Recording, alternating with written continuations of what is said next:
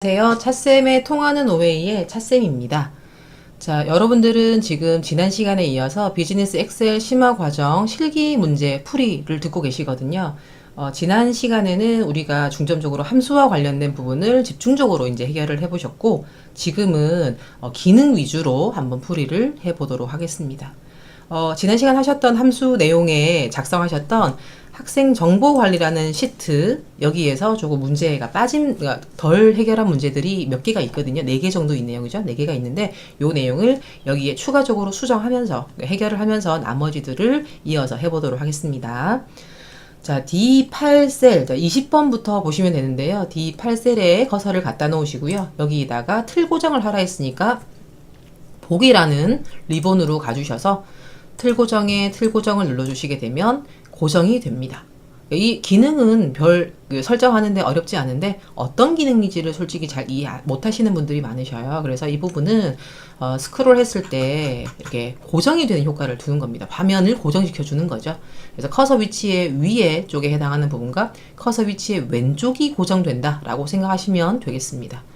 그래서 이렇게 클릭하면, 이렇게 스크롤 하게 되면은 고정이 되는 걸 보실 수 있고요. 7번 행까지. 오른쪽으로 스크롤 하게 되면 주민번호까지 고정되는 걸 보실 수가 있습니다. 이렇게 돼야지 틀 고정이 정상적으로 됐다라고 확인이 되겠습니다. 자, 21번. 21번은 FGR열을 숨기기 하라고 했습니다. 자, 이거는 우리가 눈에 조금 표시를 안 했으면 하는 그런 표들을 숨기는 기능이거든요. 그래서 보면 내용을 F에서 G열, 자, 오른쪽에 학번 생성할 때 썼던 내용이고요. 학번을 가지고 충분히 우리가 알아낼 수 있는 부분이기 때문에 F와 G는 오른쪽 클릭에 숨기기 해서 눈에 안 보이게 해주는 게 훨씬 더 깔끔하게 활용을 하실 수 있겠습니다. 자, 이게 끝이 아니죠. 오른쪽에 보게 되면 도메인 변경 이 돼서 예전의 도메인과 관련된 이메일 주소, 즉 R열도 오른쪽 클릭에 숨기기를 해주면 되겠네요. 자, R열 같은 이 도메인, 예전의 도메인 같은 것들은 마찬가지 앞쪽에 숨겼던 셀들은 숨기기를 할 것인지 삭제를 할 것인지를 잘 보셔야 되는데, S열에 나와 있는 이 내용들은 숨기기 했던 셀들을 이용해서 수식을 구한 것이기 때문에 삭제를 하시면은 지금 기존 우리가 열심히 잘 구해놓은 이 결과물이 손상될 수 있고 오류가 발생될 수 있겠죠. 그래서 그런 것들 유념해서 숨기기를 할 것인지 아니면 삭제를 할 것인지를 잘 판단하셔야 되겠습니다. 자, 22번 학과셀의 Z9에서 Z15라고 나와 있는 이 학과 내용이 입력될 수 있도록 유효성 검사 기능을 수행하라고 했습니다. 자, 유효성 검사는 일단 설정해 볼게요. 이 8에서 이 28까지 셀에다가 오른쪽에 학과 이름들이 쭉 나와 있던 것들이 입력될 수 있도록 유효성 검사를 설정하라고 했습니다. 자, 유효성 검사는 입력을 쉽게 하기 위한 용도입니다. 의미는. 그런데 이거는 입력을 여기 우리가 설정하는 값들만 입력을 허용할 수 있도록 제한을 두기 위한 것이 실제 제대로 된 의미가 되겠죠. 그죠? 그래서 이 8에서 이 28 영역까지 선택을 해주시고 난 다음에 이 상태에서 데이터라는 리본에 데이터 유효성 검사에 데이터 유효성 검사를 한 번 더 클릭해 주시면 되겠습니다. 자, 값을 제한을 두기 위한 부분이라 했죠. 그죠? 그래서 제한 대상은 우리가 가장 많이 쓰는 목록이라는 거를 지금 이 문제에 출제가 되어 있는 상태고요. 자, 원본이라는 부분에는 여기에 오른쪽에 나와 있는 Z, 그죠? Z9에서 Z15 셀 영역까지 나올 수 있도록 제한을 두는 겁니다. 그러니까 왼쪽에 학과를 입력할 때 오른쪽에 나와 있는 것들만 입력할 수 있도록 하겠다라는 말이죠. 그죠? 그래서 확인 버튼 누르게 되면 유효성 검사 기능이 설정이 됐고요. 중간에 이렇게 선택되면은 이제 오른쪽에 보이긴 하지만 좀 불편한 부분이 있나 이제 좀 손상될 수도 있기 때문에 다른 곳에 클릭을 했다가 셀 하나만 클릭을 하겠습니다. 선택을 하게 되면 우리가 기존에 없었던 이런 화살표가 생기게 되고요. 선택하게 되면 우리가 오른쪽에 원본에 설정했었던 내용들이 이렇게 드롭다운 메뉴로 나오는 걸 확인하실 수가 있겠습니다. 그래서 이렇게 선택을 해주면은 이제 값을 빠르게 입력을 할 수 있고 여기 나와 있는 값들만 입력할 수 있습니다. 라는 의미를 가지는 게 유효성 검사라고 이해하시면 되겠습니다. 자, 여기 값은 바꾸지 않을게요. 자, 23번. 페이지 나누기를 통해서 S열까지 출력될 수 있도록 설정하십시오. 자, 일단 출력과 관련된 옵션이니까 한번 출력을 한번 확인을 하러 갈까요? 그래서 파일이라는 메뉴에 인쇄를 눌러주시게 되면 지금 이렇게 출력이 된다는 말이에요. 그쵸? 정말 보기가 힘든 상태로, 그죠? 최악의 상태로 출력이 될 상황인 거죠. 그죠? 그래서 요거를 우리가 설정을 해보도록 하겠습니다. 자, 홈이라는 리본으로 다시 왔고요. 여기에 S열까지만 출력될 수 있도록 설정해라. 페이지 나누기를 해라. 라고 했으니까 우리는 보기라는 리본에 가셔서 페이지 나누기 미리 보기에 가시면 되겠습니다. 자, 메시지 창은 의미가 없으니까 그냥 확인을 누르시면 되고요. 자, 보신 것처럼 왼쪽에 있는 이 중앙에 있는 점선과 그 다음에 오른쪽 끝에 있거나 밑에 있는 실선이 출력하는 범위를 지정하는 거라고 생각하시면 되고요. 여기 보게 되면 S열까지만 나오라 했으니까, 자, 원래 이렇게 되어 있었거든요. 여기서 S열까지, 오른쪽 끝에 있는 실선을 S열까지 이렇게 바꿔주시면 됩니다. 그쵸? 자, 이렇게 출력하게 되면 왼쪽과 오른쪽이라고 해서 1페이지, 2페이지가 출력되는 상태가 되겠고요. 문제에는 그런 의미가 포함되어 있지. 이렇게 하면 답이 될 수 있겠지만, 만약에 나는 이게 한 페이지에 다 들어갈 수 있도록 하겠습니다 하게 되면 중앙에 이 점선을 끝까지 끌어주시면은 이게 한 페이지에 다 축약이 되는 상태가 되겠습니다. 자, 이렇게 해서 23번의 설정까지 완료가 됐습니다. 자, 그러면 이제 그 다음 문제로 가기 전에 하나만 더 언급하면, 여기 나와 있는 페이지 나누기 미리 보기에서 우리가 원래 작성했었던 형태로 돌아가려면은 기본이라는 단추를 누르시면 되거든요. 이렇게 해서 돌아오면 되겠네요. 자, 이제는 새로운 시트로 이제 가볼게요. 거래 내역이라는 시트로 가겠습니다. 자, 거래 내역 시트는, 자, 결론적으로 말씀드리면 피벗 테이블을 작성해주는 부분이죠. 그죠? 그래서 피벗 테이블을 여기 나와 있는 내용대로 한번 꾸며보도록 하겠습니다. 자, 그러면 한번 1번 문제, 뭐 2번 문제, 3번 문제 각각 이제 실행해보면서 해볼게요. 데이터가 들어있는 부분에 커서를 갖다 놓고 피벗 테이블을 만들 수 있습니다. 피벗 테이블은 여러분들이 잘 알고 있는 것처럼 모양을 수시로 바꿔서 내 맘대로 수정할 수 있는 표를 만드는 거라고 생각하시면 쉽게 이해하실 수 있거든요. 만들어 보겠습니다. 자, 중간에 커서를 갖다 놓으시고요.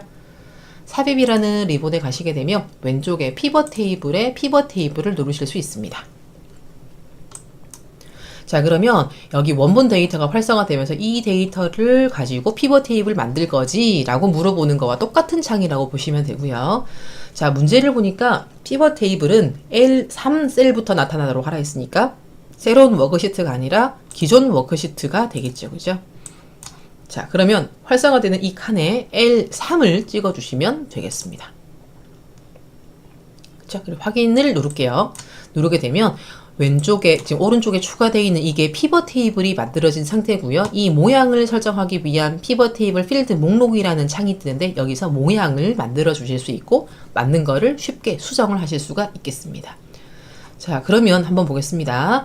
지금 보면은 이 표를 봤을 때, 이 그 결과물을 봤을 때 왼쪽에는 가입 연도가 2013, 14, 16까지 이렇게 표시가 되죠. 그죠? 그래서 가입 연도를 클릭해서 행 레이블에다 갖다 끌어놓게 되면 행 레이블이라고 해서 여기 가입 연도가 출력이 되겠습니다. 됐죠? 자, 그런 다음에 이 오른쪽 열 방향으로는, 그러니까 열의 제목이죠. 열 방향으로는 골드, 로얄 뭐 해가지고 총 합계까지 출력이 되거든요. 그러면 회원 등급을 잡아서, 이게 회원 등급이죠. 회원 등급을 열 레이블로 갖다 두게 되면 요렇게 지금 기본적인 형태의 모양이 나오게 되겠습니다.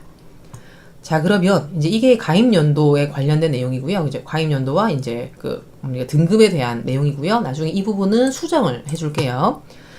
자, 2013년도, 14년도, 15년도, 그럼 이런 데이터들이 이제 출력을 하는데, 실제 데이터들은 뭐냐면 성명의 개수, 눈에 보이시죠? 거래 건수의 합계, 거래 금액의 합계가 되겠습니다. 자, 그러면 이런 것들은 잘 보시는 것처럼 오른쪽 끝에 시그마라고 할 수 있죠. 시그마 값이라고 나와 있는 이 부분에다가 값을 끌어 넣어 주시면 됩니다. 자, 바로바로 해볼까요? 성명을 시그마 값에 끌어다 놓고 개수가 자동으로 되네요. 감사하게. 그죠? 그 다음에 거래 건수를 시그마 값에 마찬가지 갖다 끌어 놓게 되면 이렇게 해서 지금 거래 건수의 합계가 구해지는 상태로 바뀌게 됩니다. 점점 오른쪽으로 막 길어지고 있습니다. 이제 불안불안하죠. 그죠? 자, 그 다음에 거래 금액의 합계를 구하랬으니까 마지막으로 거래 금액의 합계를 여기 끝 마지막 부분 시그마 값으로 갖다 놓게 되면 지금 오른쪽으로 길어지는 형태가 돼요. 자, 그러면 이렇게 표가 만들어지면 출력해서 보기가 힘든 상태가 되겠죠. 그죠? 그래서 요거를 수정하는 방법은 지금 열 레이블, 지금 열 방향으로 이런 내용들이 추가가 돼서 그래요. 이거를 시그마 값이라고 하는데 요거를 잡아서 행 레이블로 옮겨주시면 모양이 요렇게 바뀌게 됩니다. 됐죠? 그죠? 요렇게 해서 우리가 모양을 일부 수정을 할 수 있게 됐습니다. 자, 그러면 거래 금액은 통화 스타일로 만들라고 했습니다. 자, 물론 이렇게 선택을 해서 통화 스타일로 해도 되지만 오른쪽에 시그마 값에 보시면 요거 조금만 늘릴게요. 글자가 다 안 나오니까 클릭을 해서 이렇게 늘려주시면 되고요. 자, 거래 금액. 자, 거래 금액이라는 글자가 보이시고 클릭을 하게 되면 값 필드 설정이라는 부분에서 뭐 형식이든 함수든 이런 것들을 수정하실 수가 있는데 지금은 함수는 그대로 두시고요. 표시 형식에 가셔서 통화 스타일, 그러니까 보면은 통화라는 걸 클릭해 주시면 되겠고요. 기본적으로 원화 기호가 맞춰져 있는 걸 확인하실 수 있겠습니다. 됐으면 확인 버튼을 누르고 확인 버튼을 눌러서 전체적인 거래 금액의 원화 표시가 될 수 있도록 설정해 주시면 됩니다. 그렇죠? 자, 그런 다음에 여기 보게 되면 지금 여기에 나와 있는 글자의 행 레이블, 그렇죠? 그 다음에 열 레이블 나와 있는 이 부분이 지금 그대로 글자가 아니라 다른 열 레이블, 행 레이블 이렇게 나오죠. 그래서 이 부분은 우리가 임의로 값을 입력해 주시면 되거든요. 여기에 가입 연도라는 글자를 타이핑 해주시면 됩니다. 그 다음에 열 레이블은 그렇죠? 회원 등급 그렇죠? 오른쪽에 모양을 대충 설정을 했으니까 이제 디테일한 부분들을 조금 보시면 될 것 같네요. 자, 보면 이제 마지막으로 하나 설정하셔야 되는 게 3번 피벗 테이블의 모양을 보고 옵션을 설정하라고 했습니다. 무슨 말이냐면 여기에 나와 있는 내용들 중에 없어져야 할 부분이 있죠.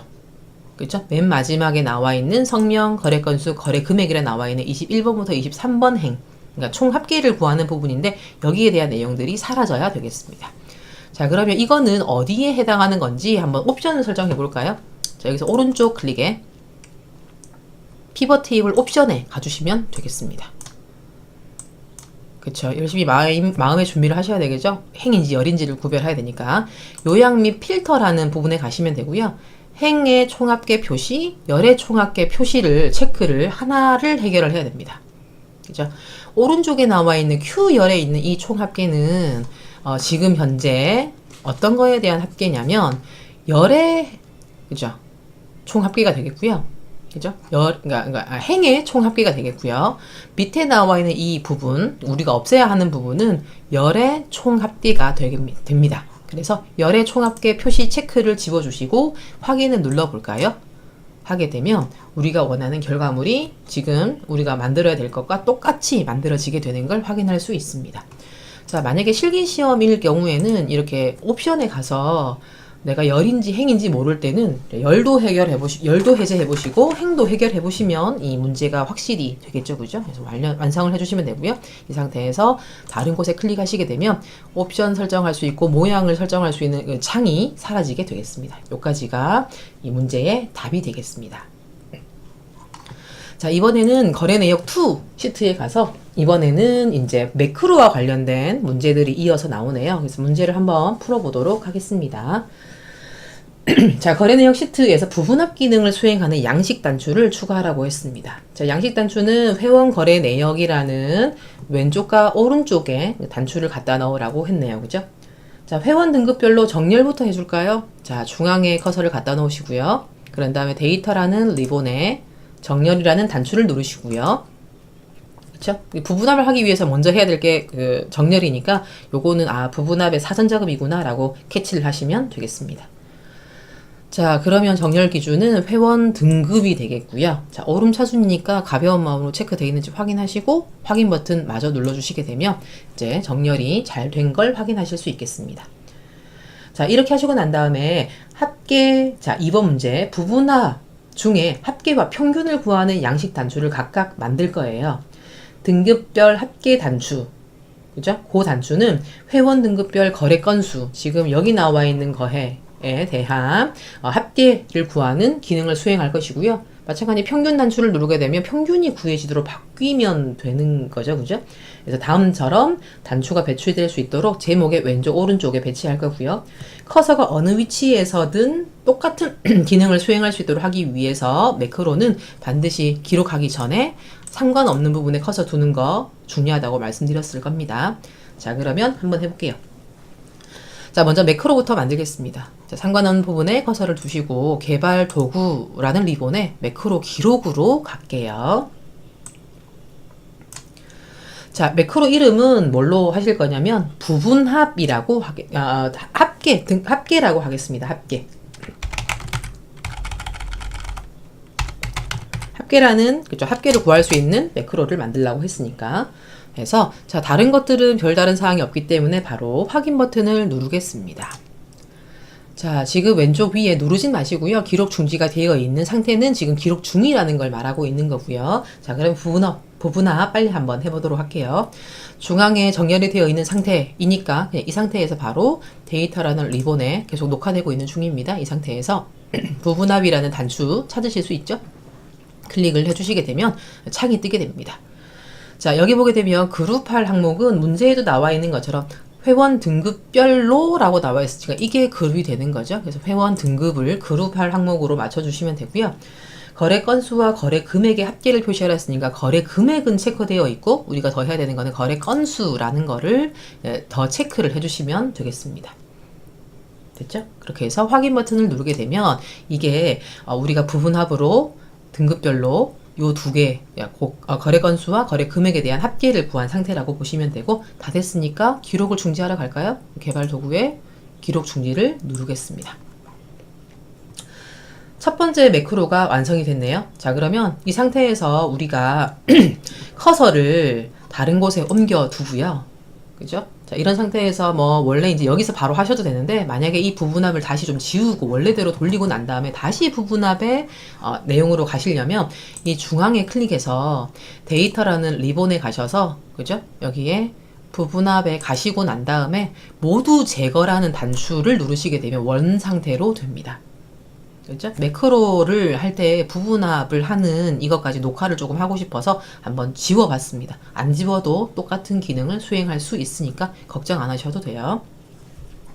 자, 두 번째 평균이라 매크로 만들어 가겠습니다. 자, 아무 상관없는 부분에 커서 두는 거 중요하다 했고요. 그런 다음에 개발 도구에 매크로 기록을 눌러주시고 매크로 이름은 평균이라고 적어주시면 되겠습니다.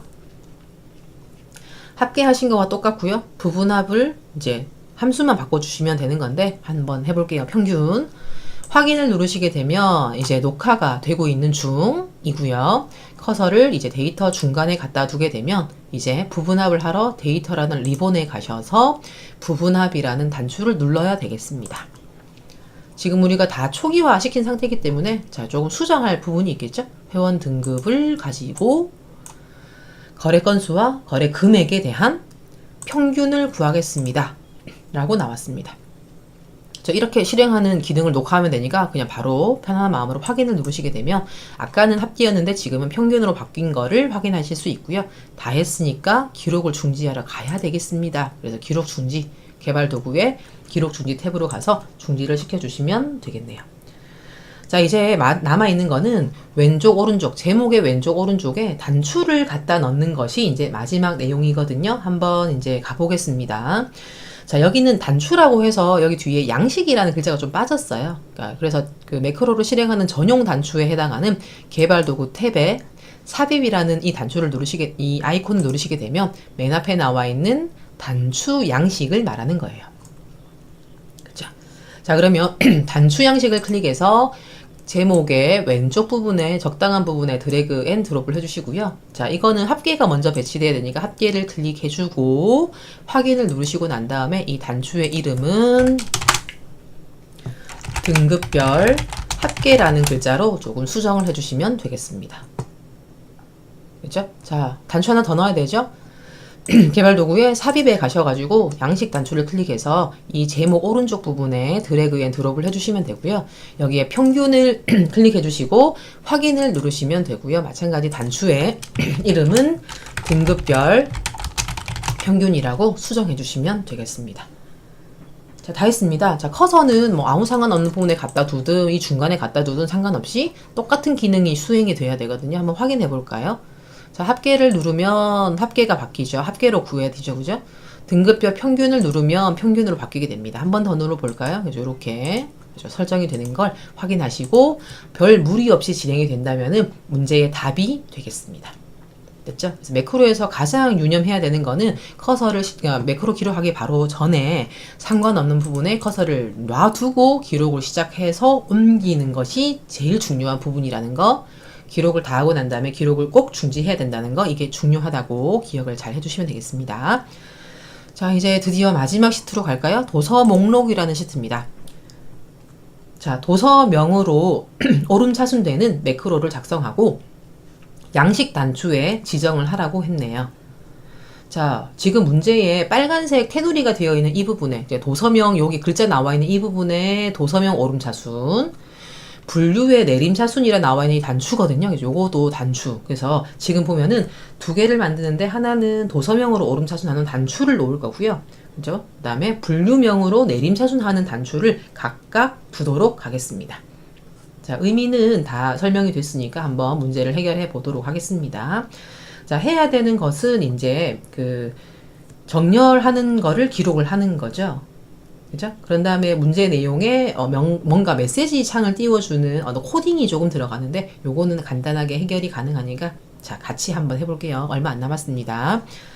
자, 그러면 커서는 매크로 기록하기 전에 상관없는 부분에 갖다 놓으시고요. 개발 도구에 매크로 기록을 하셔야 되겠습니다. 자, 매크로 이름은 보시면은 자, 도서명으로 오름차순되는 매크로를 작성하고 양식 단추를 했으니까 도서명 오름차순 할까요? 자, 여기 지금 문제에 조금 오류가 있는 게 이 매크로의 이름이라고 하는 부분이 없네요. 그죠? 그래서 도서명 오름차순이라고 제가 임의로 이름을 주면 될 것 같습니다. 그래서 확인 버튼을 누르게 되면 기록 중인 걸 확인하시고, 자, 우리가 해야 되는 거는 요 데이터 좌중간에 요 데이터 부분에 커서를 갖다 놓으시고 난 다음에 데이터에 정렬을 가시는 거죠. 지금 커서 갖다 놓고 이 정렬 기능 온 것이 지금 계속 녹화가 된다고 생각하시면 됩니다. 자, 그러면 도서명에 대해서 오름차순이 되는 걸로 바꿔주시면 되고요. 그죠? 그런 다음에 확인 버튼을 누르게 되면 도서명으로 오름차순이 됐고 다 했으니까 개발 도구에 기록 중지까지 해주시면 기록이 완료가 되겠습니다. 자, 가는 김에 자, 기능 수행하고 난 다음에 오름차순 정렬이 완료되었습니다라 메시지 띄워주는 게 하나 들어갔거든요. 요거는 만들어진 매크로에 가서 이제 코딩으로 조금 수정을 해주셔야 됩니다. 자, 코딩으로 수정하는 거는 개발 도구에 비주얼 베이직을 눌러도 되고요. 이 단축키는 Alt F12를 눌러서 창을 띄워도 되겠습니다. 자, 아무것도 없는 게 아니라 지금 모듈 앞에 더하기를 누르시게 되면 모듈 1이라는 글자가 뜨죠. 그죠? 이 부분을 더블 클릭했을 때 관련된 코딩이 뜨게 됩니다. 자, 우리는 지금 도서명 오름차순이라 나와 있는 부분을 수행을 하시면 되고요. 자, 이거의 세트는 end serve가 된다라고 생각하시면 되죠. 그래서 무조건 마지막에 해야 되는 그냥 기능을 다 수행하고 난 다음에 마지막에 해야 하는 기능은 end serve 위에다가 코딩을 해주시면 돼요. 메시지 창 띄워주는 거는 저번에 우리 배웠습니다. MSG BOX라고 해주시면 되고요. 자, 죄송합니다. 쌍따옴표에 오름차순 정렬이 완료되었습니다. 자, 그렇게 해서 코딩을 추가를 해주시면 되거든요. 그죠? 여기 코딩, 정렬이죠. 그죠? 오타 수정을 하겠습니다. 그래서 매크로의 마지막 부분에 메시지 창을 띄울 수 있도록 완료를 했고 다 했으면은 요 창을 닫아 보겠습니다. 자, 하는 김에 매크로 하나 더 만들어야 되죠. 자, 상관없는 부분에 커서를 두고 매크로 기록을 가서 매크로 이름은 분류 내림차순. 자, 매크로 이름은 빈칸을 허용하지 않습니다. 빈칸을 넣으면 안 된다는 말이죠. 그래서 이렇게 빈칸 없이 좀 길지만 설정을 해봤고요. 확인 버튼을 누르시고 난 다음에 이 데이터 중간에 커서를 갖다 놓는 것부터가 녹화되는 첫 번째 수행 결과가 되겠죠. 자, 같은 방식으로 이제 갑니다. 데이터라는 리본에 정렬에 가시게 되면 기존에 우리가 정렬 기준으로 설정했었던 내용이 추가되어 있는 걸 보실 수 있고요. 여기에 분류라는 걸로 바꿔주시고 값은 내림차순으로 수정해 주시면 되겠습니다. 그래서 확인 버튼을 누르게 되면 여기에 내림차순으로 바뀐 거를 보실 수 있고요. 보자마자 바로 개발 도구에 기록 중지를 눌러주셔야 되겠습니다. 자, 이번에는 뭐 이렇게 기능을 수행하고 난 다음 마지막 부분에 내림차순 정렬이 완료되었습니다 라고 나오는 메시지를 띄우라 했으니까 자, Alt F11 가서 메시지장 띄워주는 코딩 한 줄만 추가하시면 되죠. 금방 우리 추가한 분류 내림차순이라는 서브와 엔드 서브 이 중간에, 그죠? 엔드 서브 위에 그 엔터를 몇 번 쳐서 이제 공간을 마련해 주시고요. 줄을 마련해 주시고, 자, 코드는 MSG BOX 쌍따옴표에 내림차순 정렬이 완료되었습니다. 됐죠? 그래서 엔터를 쳤을 때 별 무리 없이 아무 메시지가 뜨지 않거나 아무 특별한 사항이 없으면 완료가 되는데, 마찬가지 오류가 생겼을 때는 특별한 색상이 띄게 됩니다. 그래서 그런 것들 유념하시면 되고요. 실행할 때 여기 들어온 김에 말씀드리면 메시지 창이 계속 떴고 오류를 수정했는데도 실행이 안 됩니다 할 경우는 위에 비주얼 베이직 창이 있죠. 이 창에 재설정이란 단추가 있습니다. 그래서 요거를 한번 눌러서 우리가 오류가 생긴 것들을 다 복구를 시켰습니다. 이제 할 수 있습니다 라는 표시를 한번 해주셔야 됩니다. 그래서 요것도 한번 기억해 주시면 좋겠죠. 그죠? 자, 이제 마지막 단추를 놓고 실행을 해보는 것만 남았네요. 자, 단추는 삽입이라는, 그죠? 삽입이라는 이 아이콘에 양식 단추를 놓도록 하겠습니다. 자, 첫 번째 단추는, 자, Alt키를 누른 상태에서 이렇게 도서명 위치에 이렇게 똑같이 둬볼 거거든요. 그러면 도서명의 오름차순이라는 단추가 보이시죠? 그죠? 그래서 확인 버튼을 누르면 이 단추를 눌렀을 때, 그죠? 오름차순 되는 효과를 가지게 되고요. 지금 그 문제에 나와 있는 것처럼 도서명 이거 오름차순이라는 글자로 단추를 바꿔주시면 되겠습니다. 제가 이제 이 문제를 만든 이유는 이제 이런 단추로도 필드의 역할도 하지만 단추로도 여러 기능을 한 번에 수행할 수 있는 인터페이스를 보여드리기 위해서 이 문제를 한번 개발했다고 생각하시면 되겠습니다. 자, 단추 하나 놓아 볼까요? 삽입에 단추를 놓을 거고요. 이번에는 오른쪽 끝에서 한번 그려볼까요? Alt를 누른 상태에서 이렇게 그려주게 되면 분류 내림차순 확인을 눌러서 단추를 두 번째 단추를 넣을 수 있고요. 자, 이거는 분류 내림차순이라고 바꿔볼까요? 그래서 다른 공간에 클릭하게 되면 분류 내림차순이 꼭 그냥 필드에 제목들 필드명처럼 이렇게 쓸 수 있지만 이거는 실제 단추가 실행되는 매크로 단추라고 생각하시면 되겠죠. 다 했습니다. 자, 메시지 창 뜨는 것까지 확인해보면 되거든요. 자, 도서명 오름차순 눌러보세요. 하면 오름차순 정렬이 완료되었습니다. 확인. 됐죠? 분류 내림차순 눌러보세요. 내림차순 정렬이 완료되었습니다 라는 메시지까지 뜨게 되면 완벽하게 문제가 해결이 되겠습니다. 자, 지금 총 문제를 푸는데 꽤 시간이 많이 걸렸어요. 그죠? 그래서 이런 것들을 푸는데도 조금 시간이 많이 되지만 하나하나 조금 정확하게 풀 수 있도록 하시면 좋을 것 같고요. 조금 중요한 내용, 중요한 함수, 중요한 기능 위주로 겸해서 문제들을 만들었기 때문에 조금만 힘들더라도 한 번씩 제대로 체크를 해보시는 시간이 되셨으면 좋겠습니다. 자, 수고 많으셨습니다.